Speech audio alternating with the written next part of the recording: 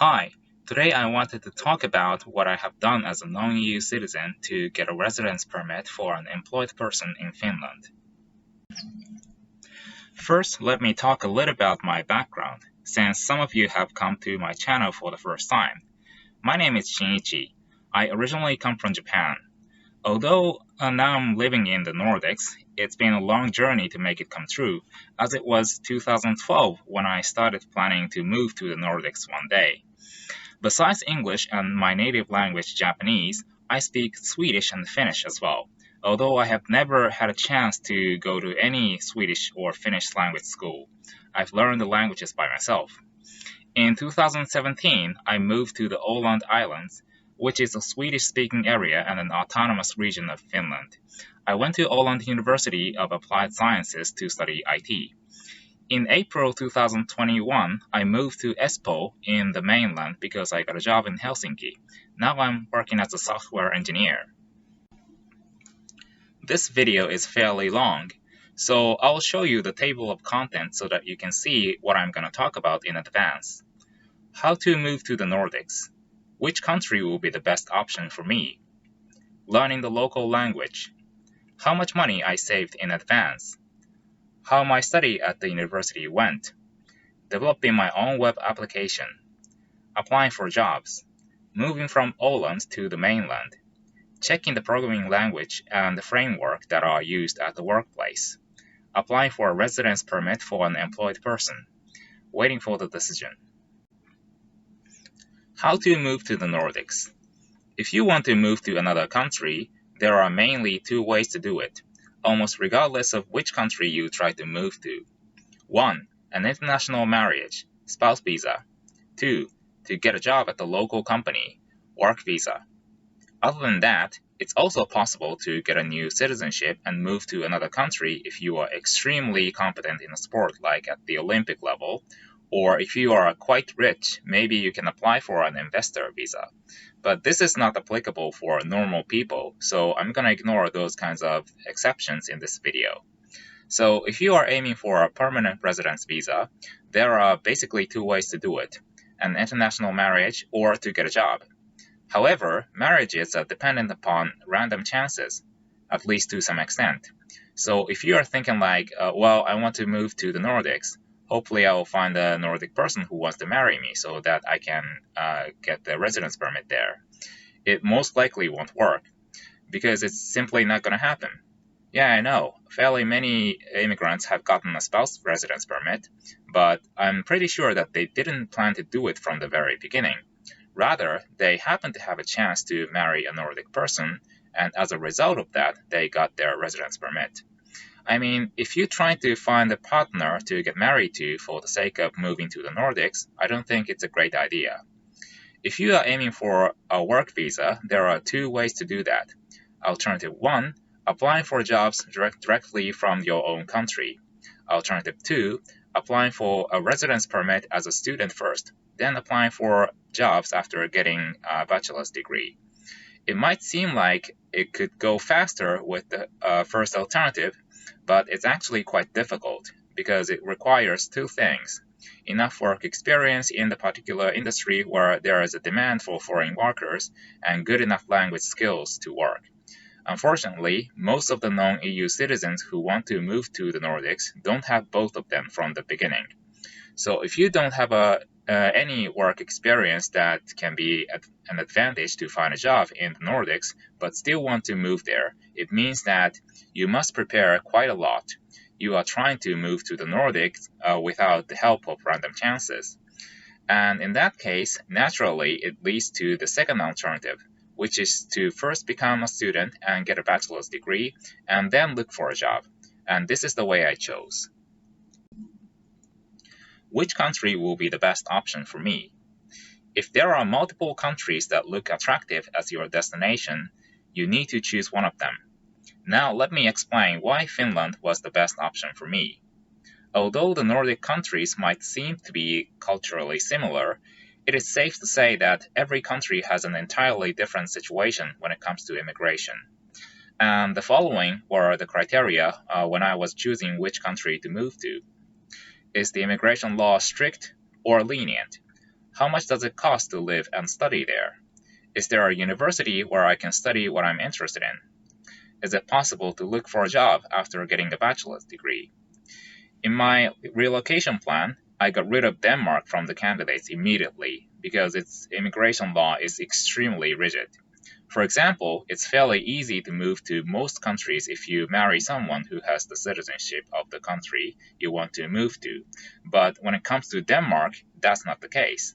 I personally know a Japanese woman who married a Danish man, but she wasn't allowed to move to Denmark. She ended up moving to Sweden instead with her husband. I heard from her that she saw many other immigrants without an EU citizenship also end up with a similar circumstance. In Denmark, it is also quite difficult to find a job as a non-EU citizen, so I thought well, it's almost impossible to move to Denmark. In Sweden, education used to be free of charge literally for everyone, but some time ago they began to require non-EU citizens to pay tuition fees, so I gave up the option of studying in Sweden as well. In Norway, education is still free even for non-EU citizens, but I thought that it would be more difficult to live there because the living cost is even higher than that of Sweden. If you already have a job there, it doesn't matter that much, but since I was planning to enter a Nordic country as a student first, I needed to keep an eye on the budget. Considering the living cost, it's more cost-effective to live in Finland.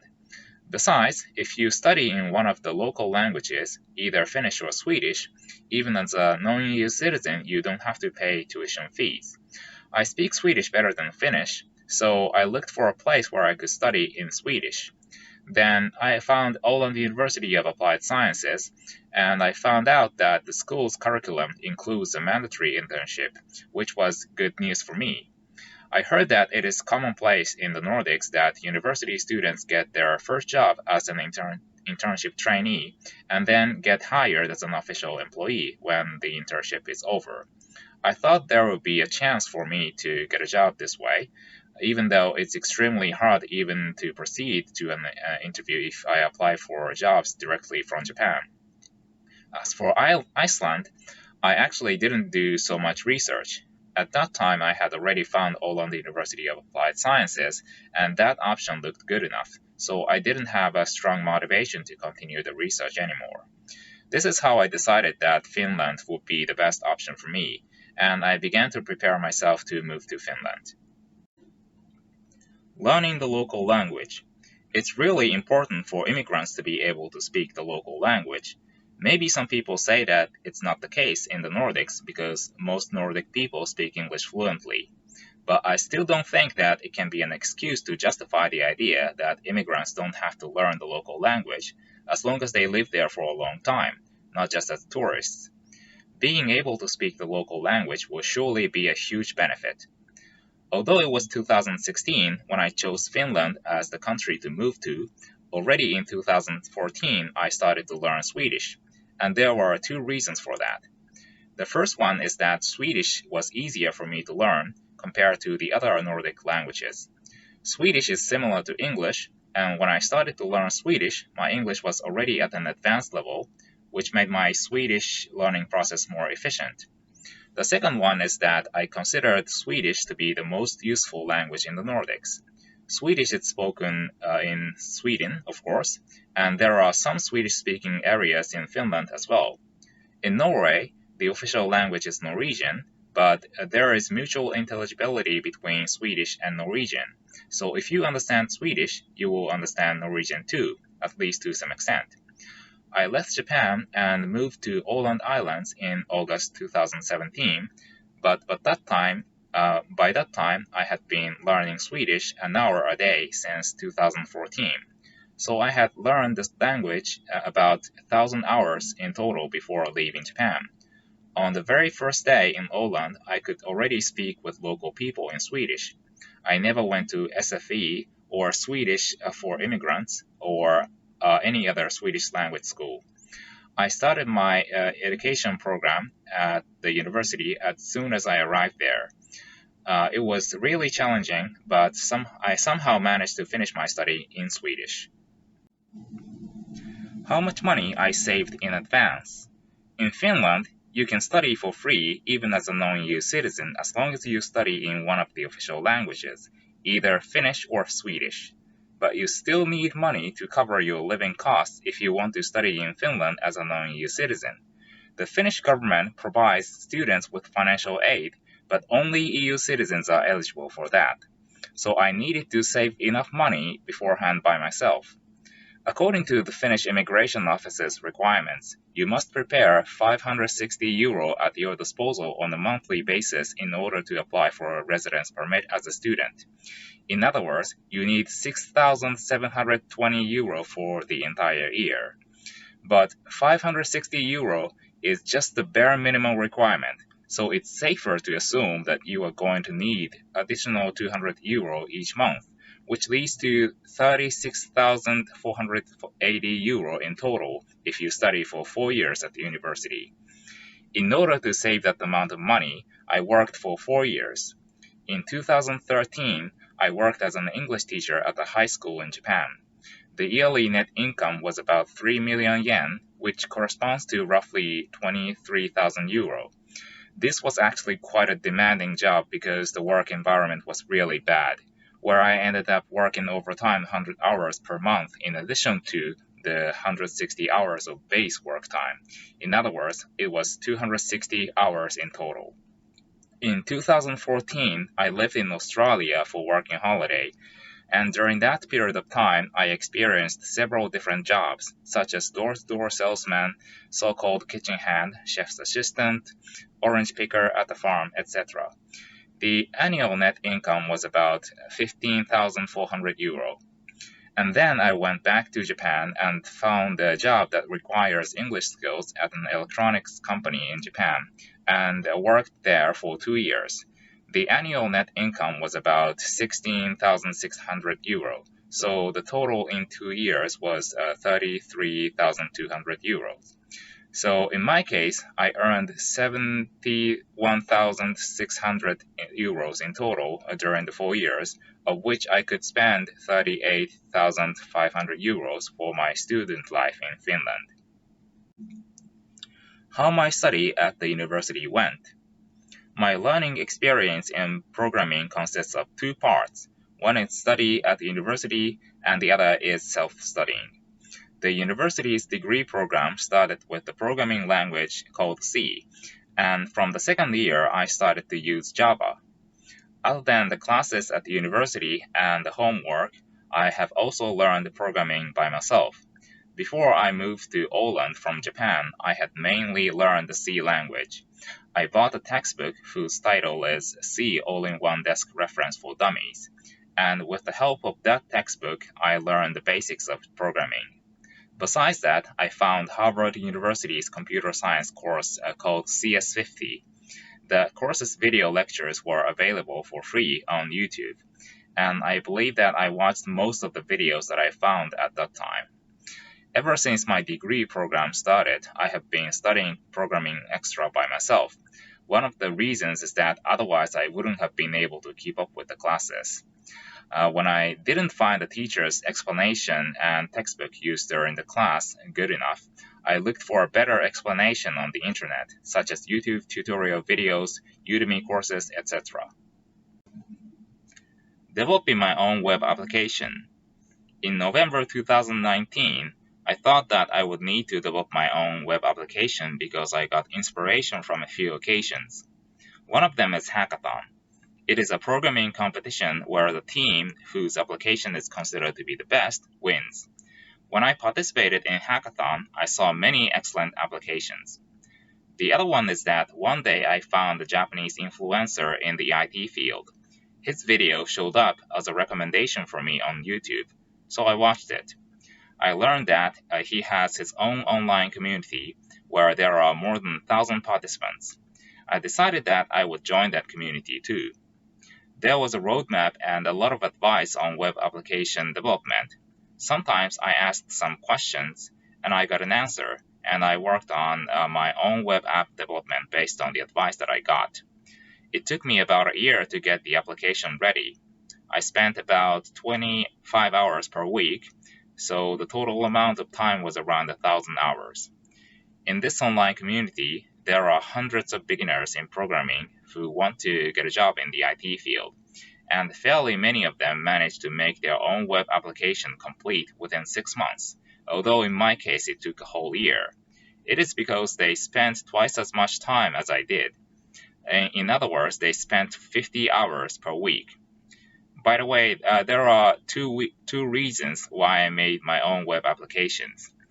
The first is that I wanted to make the most of the application for my job hunting as well, because I thought I could demonstrate my programming skills through that. The second is that it was also the project for my degree thesis at Åland University of Applied Sciences. It is published on the official website of Degree Thesis in Finland, so if you are interested, you can check that via the link in the description. Applying for jobs. I was done with the development of my own application and the degree thesis presentation at the university in the middle of December 2020, and after that I started to prepare a resume for job applications. I wanted to make a nice-looking resume, so I used a website called resume.io, and thanks to that I could brush up the design of my resume fairly easily. If you look for jobs in the IT field in Finland, you don't necessarily have to be proficient in the Finnish language. It'll often be enough just with English. However, I still thought that my Finnish skills could be considered a plus, so I decided that it would be a good idea to add it to my resume. Previously, I had made a YouTube video where I speak with a Finn in Finnish, so I added the link to the video on the resume. Once the resume was ready, I began to send applications to companies. The websites that I used for job hunting are TE-palvelut, Indeed, Monster, Glassdoor. I sent my first application on 22nd December 2020, and since that, I had sent a job application to 20 companies by the middle of February. 3 of them invited me to a job interview, and from one of them I officially got a job offer. By the way, speaking of my Finnish video, I got comments from all the 3 companies that they had watched it. It was great to hear that my video got attention. Moving from Åland to the mainland. Because I got a job in Helsinki, after signing the employment contract with the employer, I began to look for a new apartment. At that time, it was the middle of March 2021, and I told the landlord that I would leave Åland at the end of March. And at the same time, I was also looking for an Airbnb room. I thought it would be better to look for an Airbnb room first, rather than trying to move directly from Åland to Helsinki, because I had found an interesting video regarding relocation matters in Finland. It's a Finnish guy who made this video. He's a YouTuber and his channel is called Aleksi himself. He makes videos about life in Finland, Finnish culture, and the Finnish language. And in this video, the advice you can get from him is this: don't sign a contract before you actually see the room, because the room could be entirely different from what you expected. So I decided to book an Airbnb room first. I found a nice-looking room in Vantaa, which is part of the Finnish capital region. I booked the room for a month. The websites that I used for searching rooms were Vuokraovi and Oikotie. Then I found an attractive room in Espoo, which is also within the capital region, so I made an appointment to visit the room. I had a chat with the owner of the room and got a good impression, so I signed the tenancy agreement. It was the beginning of April when I moved from Åland to Vantaa, and in the middle of April I began to live in Espoo, so in my case it took me about 2 weeks to find a new apartment. Checking the programming language and the framework that I used at the workplace. I got a job at the company in Helsinki as a software engineer, and as soon as I signed the employment contract in the middle of March 2021, I asked the company the following question: what will be the programming language and the framework that I'm going to use at the job? I think that this was a very important question because the programming language and the framework can vary depending on the company. Even in the same company, depending on the team, it's possible that the different language and the framework are used. So if they are using something that I'm not familiar with, it'll be a good idea to learn it by myself beforehand. The answer that I got was Java and Angular. I had already used the Java at the university and for my own web application development, but Angular was new to me at that time. So I tried to familiarize myself with that by programming in Angular before my first day at the workplace started. Even while I was looking for a new apartment, I spent as much time as possible learning Angular, and thanks to that, I understood the code in Angular at the workplace fairly well. Applying for a residence permit for an employed person. Okay, after having done everything I have talked about so far, I could finally apply for a residence permit for an employed person. I was actually still a summer trainee during the period between May and August 2021, so at that time I only had a residence permit as a student. Students without EU citizenship can only work up to 25 hours per week, but this is not applicable as long as the job is somehow related to getting the bachelor's degree. I double-checked that in advance by asking the immigration office, and in my case, an internship was a mandatory part of the curriculum of Åland University of Applied Sciences. So in the beginning of the internship in Helsinki, I didn't need to do anything special to take care of the matters related to my residence permit. But in order to legally continue to work even after August, I needed to apply for a new residence permit for an employed person. At that time, I was already aware that my residence permit as a student would expire in the middle of August 2021, so I explained my situation to my boss and asked for a new employment contract, this time as an official employee, so that I could continue to work even after the summer. My boss asked me how much I would like for my salary, so I checked the Engineer Association's website to see what would be the reasonable salary for me, and I requested to raise my salary according to the website's recommendation. It went pretty smoothly signing the new employment contract. I checked the immigration office's website to find out what documents would be needed, and when all the documents were ready, I applied for a new residence permit via the website Enter Finland. Then I made an appointment to visit the immigration office so that I could verify the documents by answering their questions in an interview. Waiting for the decision. After having an interview at the immigration office, I needed to wait for the decision. At the end of the interview, other than the receipt of the payment for the application, you also get another document, and you must save it because that is the proof that you are legally allowed to stay in Finland while you're waiting for the decision. Even though it's not so likely, still it might be possible that a police officer sometimes comes and asks you for your ID while walking on the street, and if your current residence permit is already expired and the immigration office hasn't made the decision yet, it's going to put you in a tricky spot if you don't have that document. On the other hand, while you're waiting for the decision, you are not supposed to leave Finland even if you want to travel abroad. Maybe you could leave Finland, but when you are coming back to Finland, it's definitely going to be a problem if you haven't received a positive decision yet. According to the immigration office's website, it usually takes about 2 to 4 months to process the application and make the decision. But in my case, it took just 3 weeks. So it can vary a lot depending on the individual situation. After receiving a positive decision on the internet, I waited another week to get my physical residence permit card via post.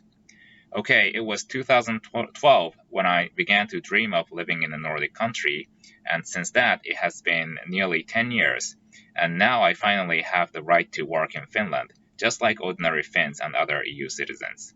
Now I am pretty satisfied. Thank you for watching the video. Hit the like button if you enjoyed it. Subscribe my channel if you haven't. Share this video via SNS so that more people will see this. See you in the next video.